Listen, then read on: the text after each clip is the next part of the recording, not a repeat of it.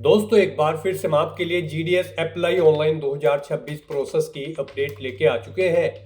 किस तरह से आप इंडिया पोस्ट ग्रामीण डाक सेवक जीडीएस के 28,740 खाली पदों के लिए अपने फॉर्म अप्लाई कर सकते हो। स्टेप बाय स्टेप कंप्लीट जानकारी आपको इस वीडियो में दी जाएगी। लास्ट डेट की अपडेट है, आज आपके पास अंतिम मौका है फॉर्म अप्लाई करने का। आज शाम 5 बजे तक आप अपना फॉर्म अप्लाई कर सकते हो। जी हाँ दोस्तों, अंतिम मौका है, बड़ा अवसर है, आप जल्द से जल्द अपना फॉर्म अप्लाई कर ले। अंतिम समय में फॉर्म भरते समय आपको कोई भी ऐसी गलती या फिर मिस्टेक नहीं करनी होगी जिसको करने से आपका फॉर्म भी रिजेक्ट हो सकता है। आखिरी समय में फॉर्म भरते समय अगर आपके सामने कोई भी टेक्निकल प्रॉब्लम आ रही है तो उसका हल भी आपको इस वीडियो में मिल जाएगा।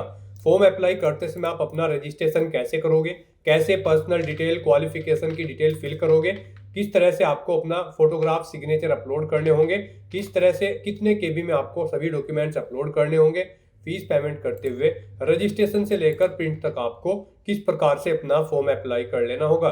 पूरी जानकारी के लिए आपको ये वीडियो शुरू से लेकर एंड तक बिना स्किप किए हुए देखनी होगी।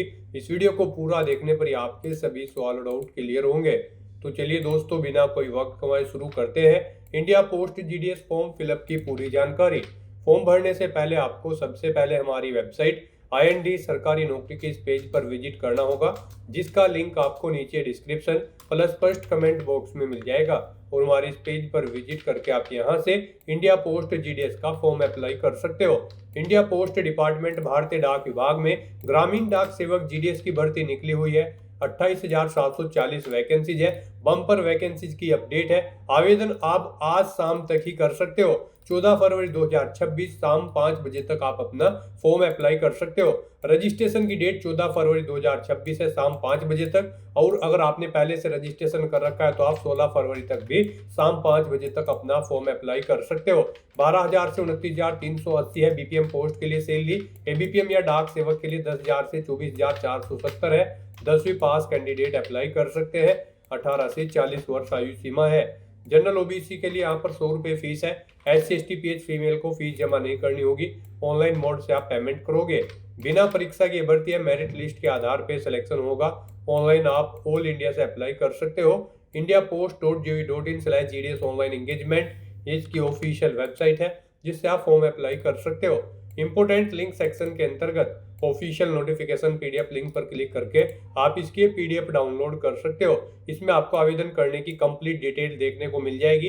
यहाँ पर डेट चेकआउट कर ले आप, उसके बाद में क्वालिफिकेशन, एज लिमिट, सैलरी की detail, age relaxation, selection criteria, how to apply का प्रोसीजर भी आपको दिखाया गया है। डॉक्यूमेंट सिग्नेचर कैसे, फोटोग्राफ कैसे और कितने केबी में आपको अपलोड करने होंगे, कंप्लीट गाइडलाइंस आपको इस PDF में देखने को मिल जाएगी। तो फॉर्म अप्लाई करने से पहले आपको नोटिफिकेशन की PDF पूरा पढ़ना अनिवार्य है। इसको पूरा पढ़ने से ही आपके सभी सवाल और डाउट क्लियर होंगे। PDF रीड आउट करने के बाद में आपको अप्लाई ऑनलाइन के इस लिंक पर क्लिक करना होगा, तो आपके सामने ऑनलाइन आवेदन करने का ये ऑफिशियल पोर्टल ओपन हो जाएगा। गाइस, यहाँ पर आने के बाद आपको क्लिक हियर टू रजिस्टर/अप्लाई के स्टेप पर क्लिक करना है। उसके बाद आपके सामने कुछ इस तरह से इंटरफेस ओपन होगा।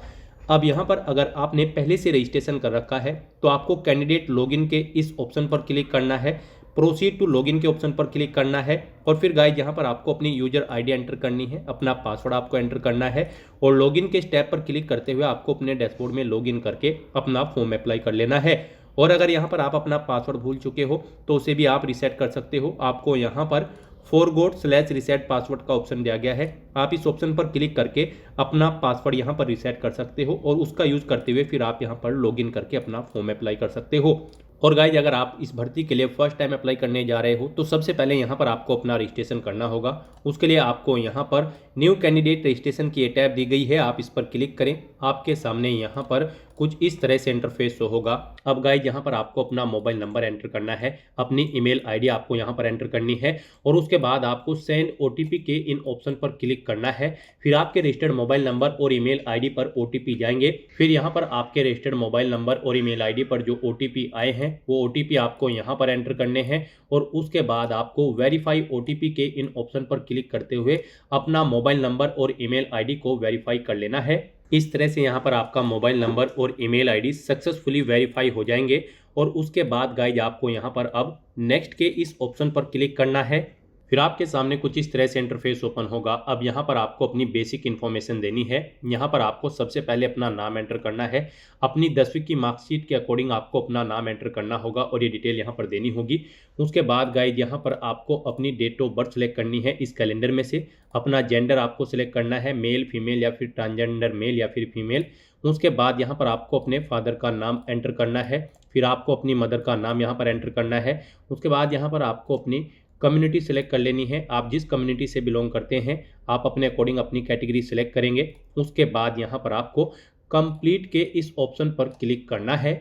इस तरह से यहाँ पर आपका रजिस्ट्रेशन सक्सेसफुली कंप्लीट हो जाएगा। आपको एक रजिस्ट्रेशन नंबर यहाँ पर प्रोवाइड कर दिया गया है। साथ ही साथ ये रजिस्ट्रेशन नंबर आपकी ईमेल आईडी पर भी सबमिट कर दिया गया है। आपको इसे केयरफुली नोट डाउन करके रख लेना है फ्यूचर यूज के लिए। और आपके मोबाइल नंबर पर आपका ये रजिस्ट्रेशन नंबर और एक पासवर्ड आपको सबमिट किया गया है। आपको उन्हें केयरफुली नोट डाउन करके रख लेना है फ्यूचर यूज के लिए और फिर अपने पासवर्ड का यूज करते हुए आपको लॉगिन करना है। हम आपको एक बार फिर से बता दें, आपका पासवर्ड आपके मोबाइल नंबर पर सबमिट किया गया है। मैसेज के थ्रू आपको उसे नोट डाउन करके रख लेना है। तो यहाँ पर गाइड अब आपको ओके के इस ऑप्शन पर क्लिक करना है। फिर आपके सामने कुछ इस तरह से पॉपअप शो होगा। अब यहाँ पर आने के बाद आपको कैंडिडेट लॉगिन के इस ऑप्शन पर क्लिक करना है।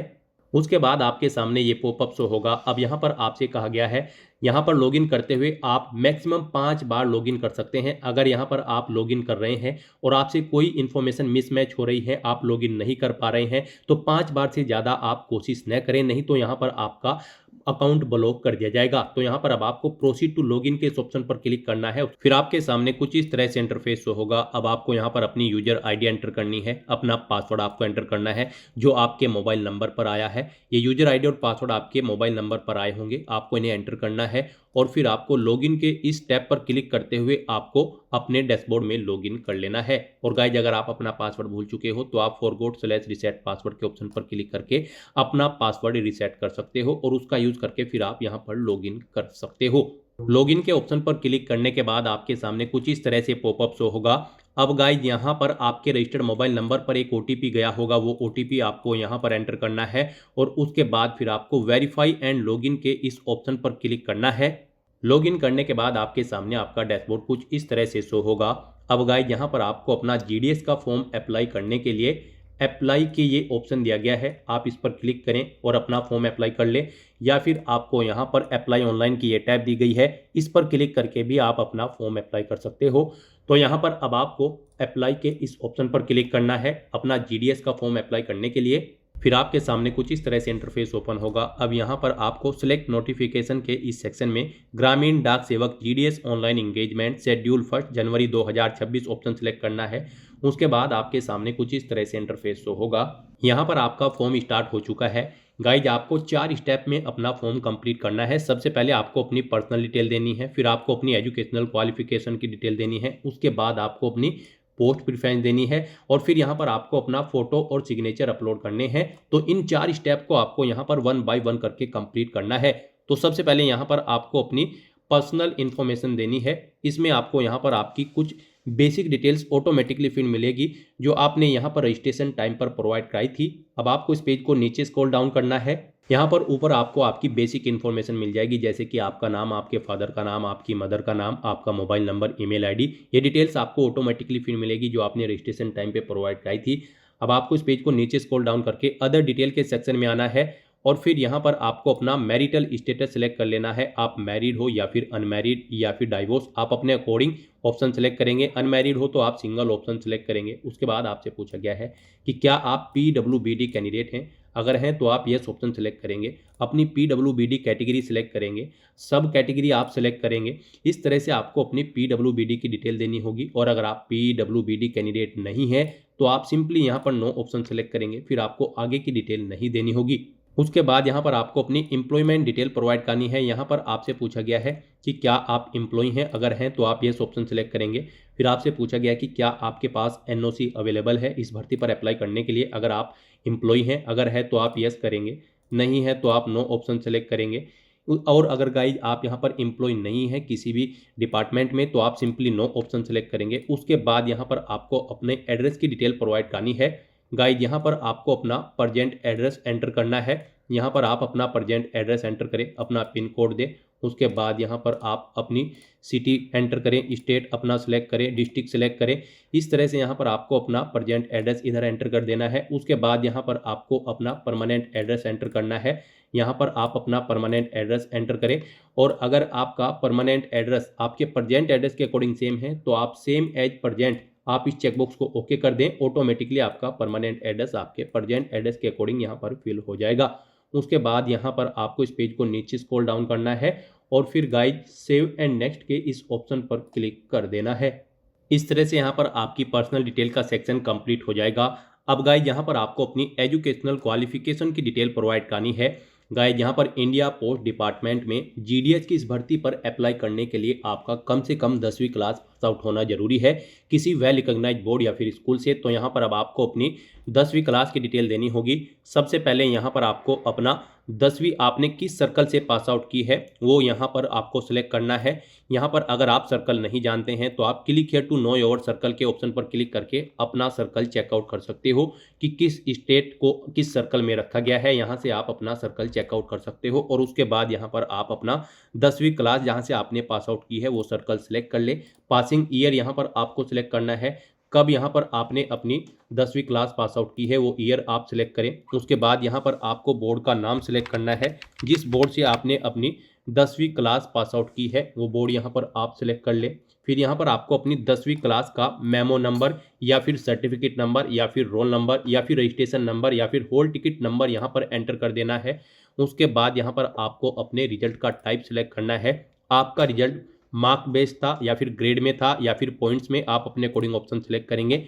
मार्क्स में अगर आपका रिजल्ट था तो फिर यहाँ पर आपको अपने सब्जेक्ट की डिटेल प्रोवाइड करनी होगी कि किस सब्जेक्ट में आपने कितने मार्क्स यहाँ पर ऑब्टेन किए हैं।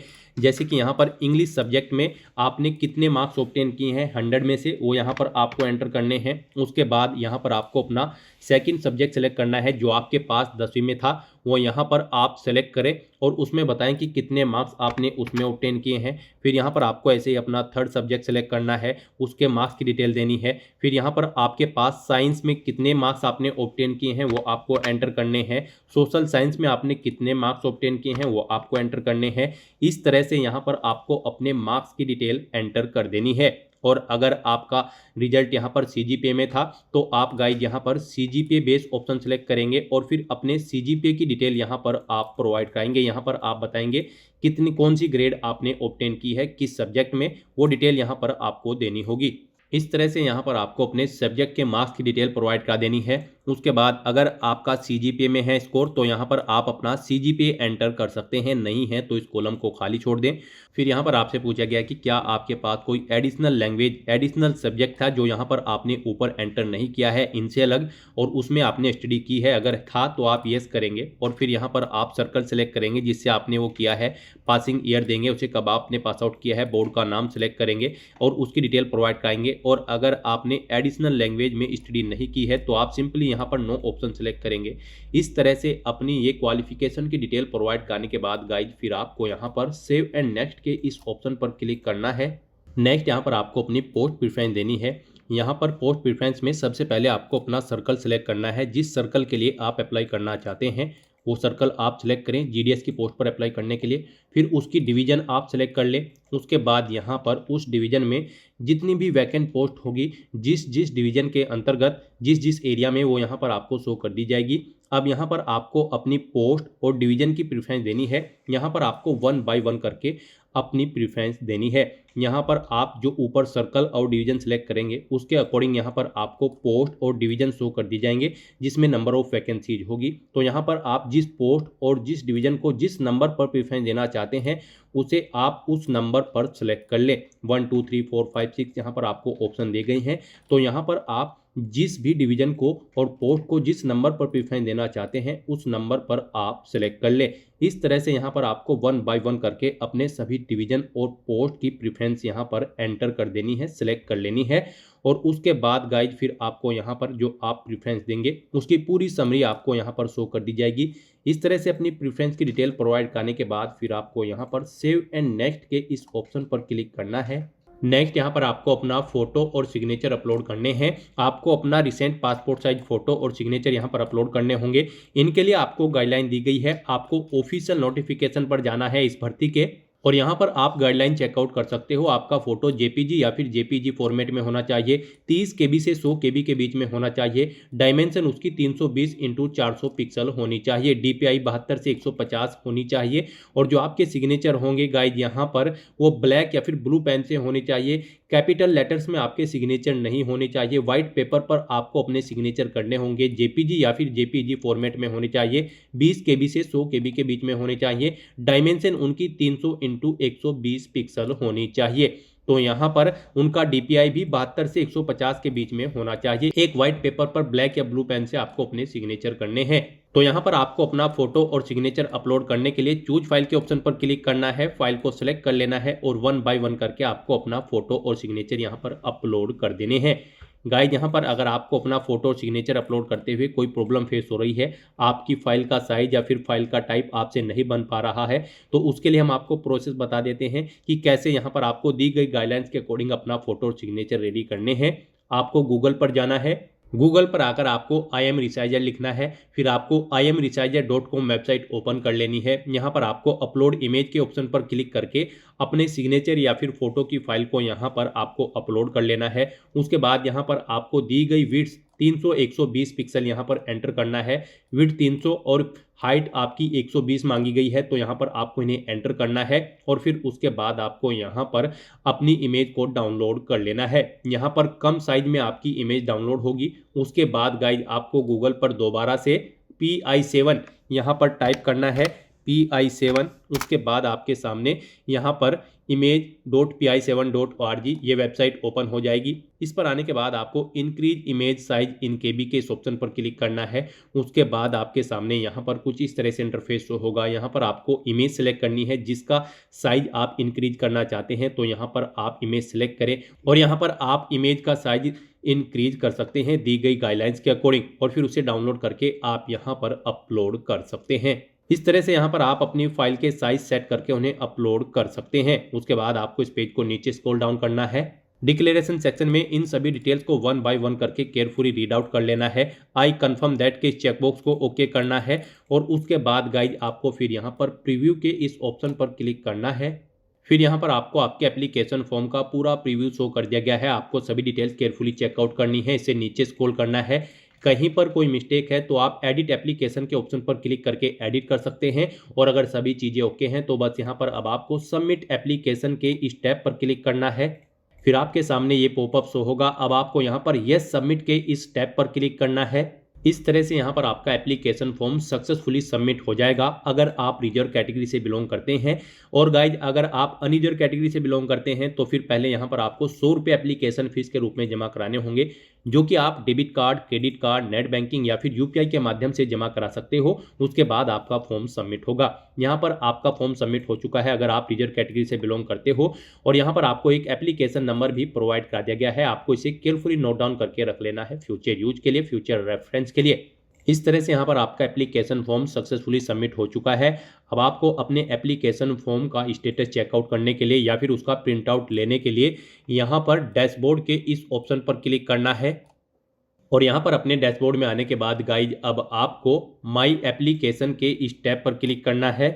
फिर आपके सामने कुछ इस तरह से इंटरफेस ओपन होगा। गाइज यहाँ पर आप माई एप्लीकेशन के सेक्शन में चेकआउट कर सकते हो आपके एप्लीकेशन फॉर्म का स्टेटस। सबमिटेड यहाँ पर आपको शो कर दिया जाएगा, यानी कि आपका एप्लीकेशन फॉर्म सक्सेसफुली सबमिट हो चुका है। और गाइज यहाँ पर अब आप डाउनलोड PDF के इस ऑप्शन पर क्लिक करके अपने एप्लीकेशन फॉर्म का एक हार्ड कॉपी प्रिंट आउट ले सकते हैं या फिर सॉफ्ट कॉपी प्रिंट आउट ले सकते हैं फ्यूचर यूज के लिए, फ्यूचर रेफरेंस के लिए। डाउनलोड एप्लीकेशन फॉर्म के ऑप्शन पर क्लिक करके यहाँ पर आपको PDF प्रोवाइड कर दी जाएगी आपके एप्लीकेशन फॉर्म की। यहाँ पर आप प्रिंट के इस ऑप्शन पर क्लिक करके अपने एप्लीकेशन फॉर्म का एक हार्ड कॉपी प्रिंट आउट ले सकते हैं फ्यूचर यूज के लिए। तो दोस्तों ऐसे आप इंडिया पोस्ट GDS की इस भर्ती के लिए अपने फॉर्म अप्लाई कर सकते हो बिना कोई मिस्टेक किए हुए। आज की इस वीडियो में बस इतना ही। आई होप ये वीडियो आपको पसंद आई होगी। अगर पसंद आई हो तो इसे लाइक और शेयर करें। चैनल पर नए हो तो इसे सब्सक्राइब कर लें। Thanks for watching.